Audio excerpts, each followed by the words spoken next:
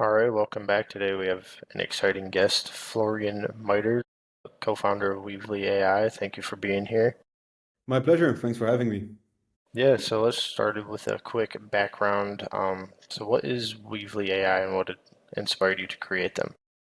So I think the easiest way to explain it is ChatGPT meets sort of Google Forms or Typeform. So a lot of form builders are stuck in the no code era, so it's a lot of dragging and dropping. There's literally hundreds of them, maybe even thousands.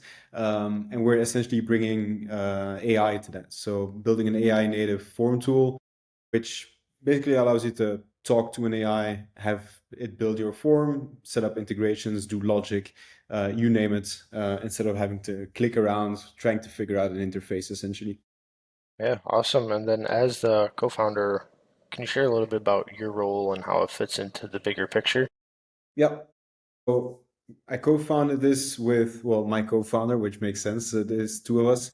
We're both technical from a background, so we're programmers by trades. But he's definitely a better coder, and if it was great. So like prototypes is my thing, but if it needs to be production ready, I'm not the guy. And so up front, we decided like, okay, let's split this up. I'll do anything that is sort of fundraising, sales, or marketing related, and you'll do basically well coding. I'll do all the non-coding stuff. So that's the way that we set it up, which I guess would make me the CEO. But we're a four people operation now, so we have two employees. So calling ourselves CEO is a bit. I always find it a bit conceited. I just basically do anything which other people aren't good at. That's sort of my job description. So like the problem solver almost, it seems like. Yeah, basically somebody has a problem, needs something, needs some help with something, and I'm there. But I mostly help out on the marketing stuff. Awesome. And then, so with your team that's growing, it looks like, how do you approach goal setting and growth planning? Yeah. So we do, it's sort of three levels of planning or goal setting. At the start of the year, we set the yearly goals, like what's the goal this year? Where do you want to be? What do we want to launch? How are we going to do it?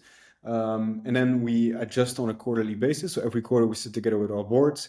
We discuss the past quarter. Did we reach the milestones? Didn't we or why did we exceed them? And then we adjust them for the next quarters, or potentially that's not always the case. And then every 2 weeks, we sort of have bi-weekly sprints where we say like, okay, the goal within those 2 weeks is to tackle X, launch feature Y, try out this marketing channel. So really very fine-grained, and then we adjust accordingly. So it's three levels of planning and That's smart because if you keep hitting the smaller goals, then eventually you hit that bigger goal, right? Um, Exactly. And the goal, I mean, the idea is always the big goals are typically things that you can't really influence immediately. So it's like, oh, it's the amount of active users, it's the amount of website visitors. Like, I can't do something at this moment that would impact that yeah, directly. While the smaller goals are the amount of content that we put out, which leads to users, right? So I can put out content now. That's something that's tangible and I can do. yeah. So it's like, here's our end goal. Here's what we need to do to get there. Yeah, I get what you're Exactly. saying. Then, so how do you keep your team aligned and motivated with to reach these biweekly goals every 2 weeks? So I think alignment. So the big goals is something that is well decided from a management perspective together with the board. So there, I think the entire team has less of a weigh-in, or where they do have a lot of weigh-in on the smaller goals. So the bi-weekly things, that's something that we discuss all together. So we're always aligned on the bi-weekly things, while the bigger goals are just from within the board and management that we decide. And how do we keep them motivated? I think it's a mix of professional and non-professional stuff. I never liked the whole idea like, oh, we're a family. Like, I have a family at home. We're not a Yeah, family at work, right? We're a team. That's the thing. But that doesn't mean you can't have any fun. So we mess around a lot. We make silly videos for our marketing. We always have lunch together. When we're in the office, we're hybrid. We have lunch together and we take our time to sort of discuss what we did over the weekend and talk about personal stuff. So that's from a personal perspective. That's how you stay motivated, I guess. And then from a professional point of view, we give people a lot of freedom. So if you have to leave earlier, be my guest. But then typically they also come in earlier that day. So I mean, we're all adults, so people do what they want as long as a job is done, we're happy. And then we just very regularly report on KPIs. So at the bi-weekly meeting, we talk about what we did during the sprint, but we also showcase like what's our progress towards the quarterly goals and towards the yearly goals. And then every once in a while, like records and that sort of stuff will pop into Slack to say like, oh, we broke a record today on the amount of, I don't know, new users onboarded or that sort of stuff. Yeah, I think that's well said. I think that's a great idea. And then, so what have you found to be your most successful growth strategy so far? Well, everybody always expects a shortcut, right? There's something that they haven't heard before. So I'm going to disappoint the people that listen. It's content. It's essentially it's a mix of blog posts and videos. That's been our most successful growth strategy. We've tried social media, we've tried ads, we have tried direct outreach. None of them scale like content, like blog posts and YouTube videos do.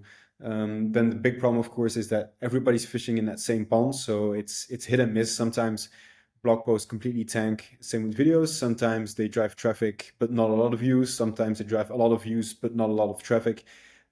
So it's about being consistent with your content, and not falling for the trap of, oh, let's have AI generate everything and then it will work.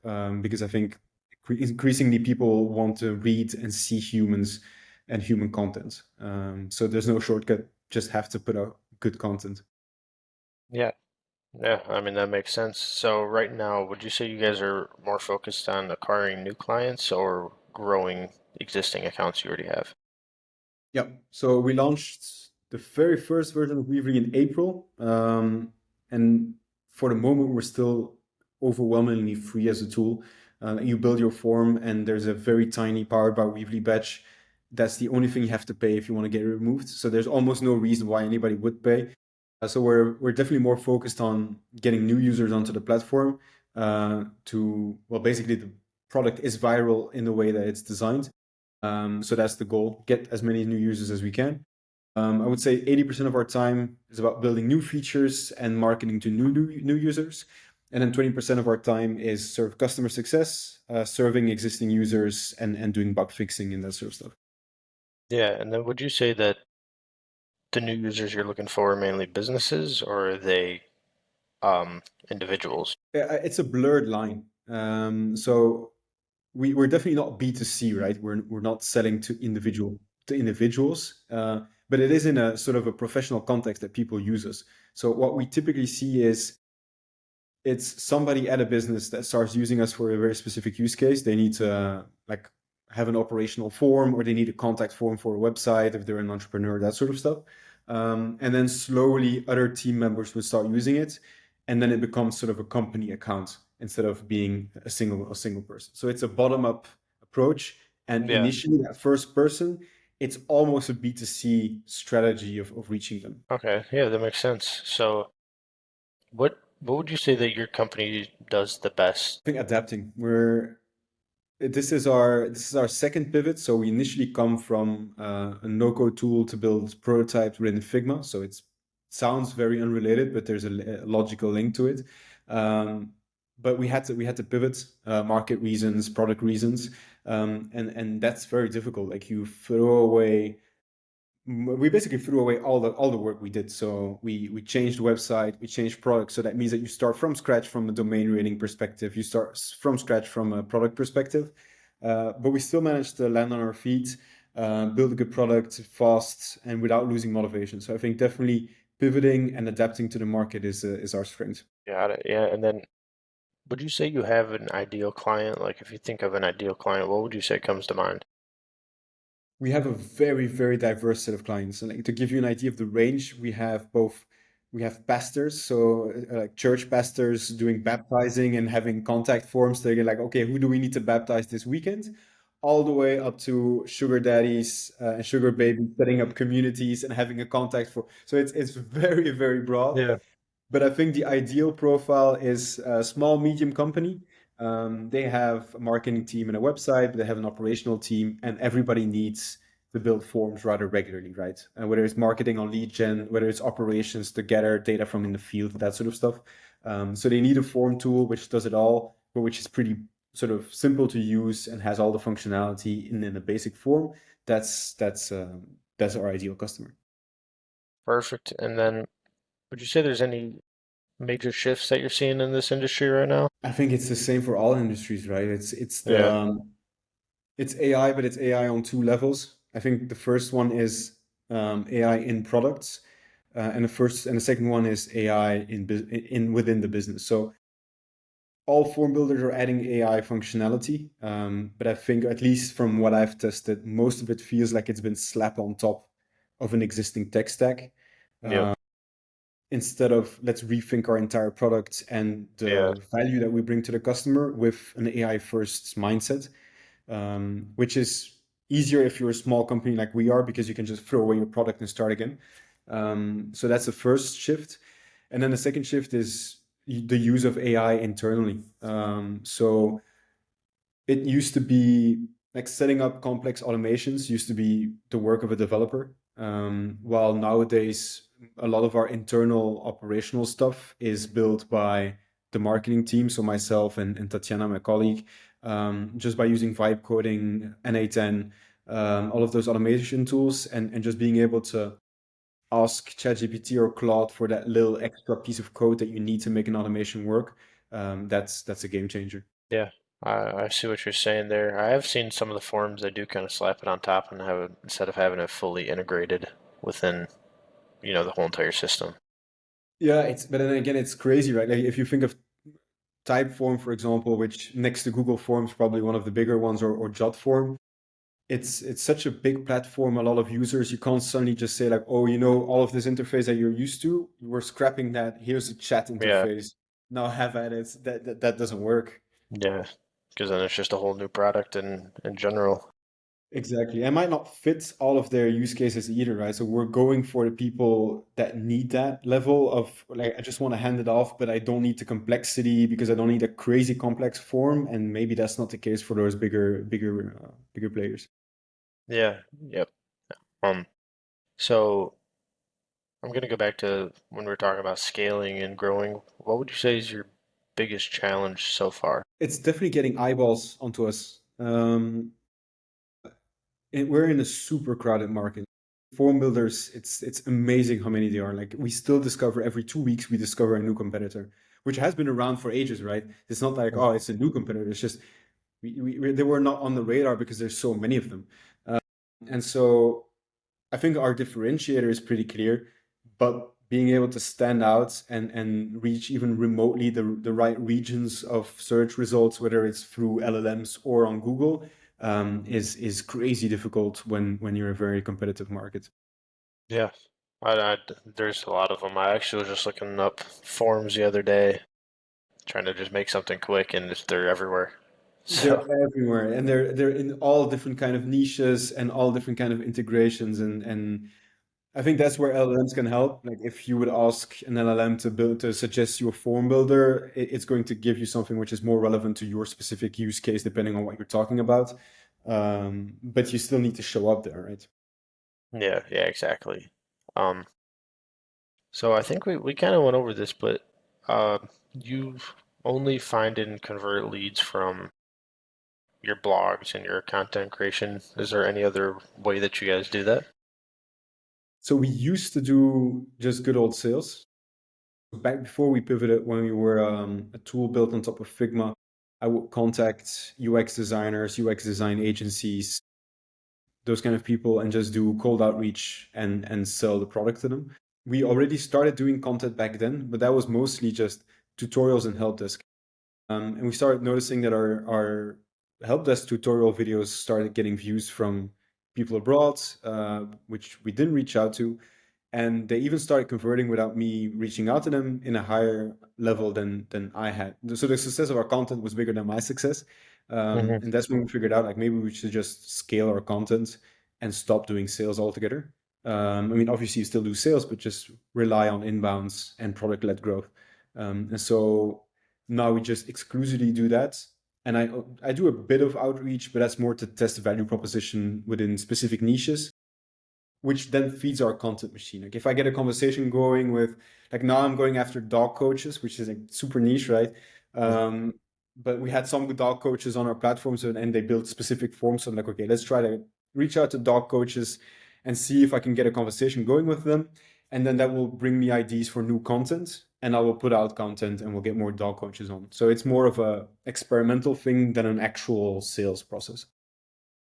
Yeah, no, definitely. And then when you get someone interested, how do you convert them to getting all set up with your system? So, well, they sort of convince themselves, right? So the product is completely hands off from our end. So it's self onboarding. We have a help desk. We make a lot of tutorials. So everything is self-explanatory. Although we occasionally reach out, I mean, they occasionally reach out to us, but that's more of a bug fixing help desk thing than it is, oh, I need help onboarding. Um, and so far, nobody has ever asked me to help them to understand the tool. Like even the people that I reach out to, we talk, and then I said, "I got you can use the tool, and if you have any questions, reach back out to me." And then I see that they publish their form all on their own, and they never reach out with any questions. So that's the beauty of a self-explanatory tool, but that's mostly related to the fact that we don't heavily integrate with any sort of back office tools, and we have integrations, but it's not like enterprise SaaS where you have to set up this entire custom integration and onboard people and that Yeah, sort of. yeah, that makes sense. So, um, what would you say would be one system or tool, not counting your, we're gonna stay away from the content creation and because that's obviously very important for you guys. What would you say would be one system or tool that you could not live without in your business? It's probably it would be I think it would be Notion. Although I'm the biggest Notion fan out of all four people, and I mostly pester them that everything they do it should be in Notion and we should share information inside of Notion. But if I wouldn't be able to have Notion, okay, we obviously have a Google Cloud and a Drive, but it's so much easier. Like I can't imagine how many sheets that we would need to have and then interlink them all, and like it would be an absolute mess if you would have to keep track of everything, like our goals, our progress, our content IDs, everything in sheets. That would drive me insane. So I think Notion is probably the thing I couldn't live without. And then just to be clear, what exactly does Notion do? So Notion is this knowledge. It's a knowledge base builder. So it's you get to build pages, and those pages can contain text, can contain images, can contain spreadsheets, videos, you name it. And it's in Oh, this okay. huge knowledge base of everything that our company does, our users, our paying users, our experiments, our data. Like it just contains, it's the operation system of our company, basically. Okay, yeah, that makes sense. That would be such a big deal then.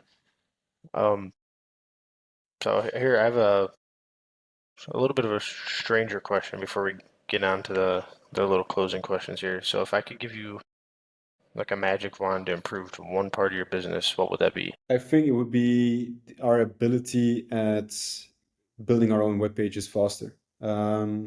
So maybe essentially that magic wand is having a good designer or a good Webflow developer, which is Yeah. just a matter of hiring somebody.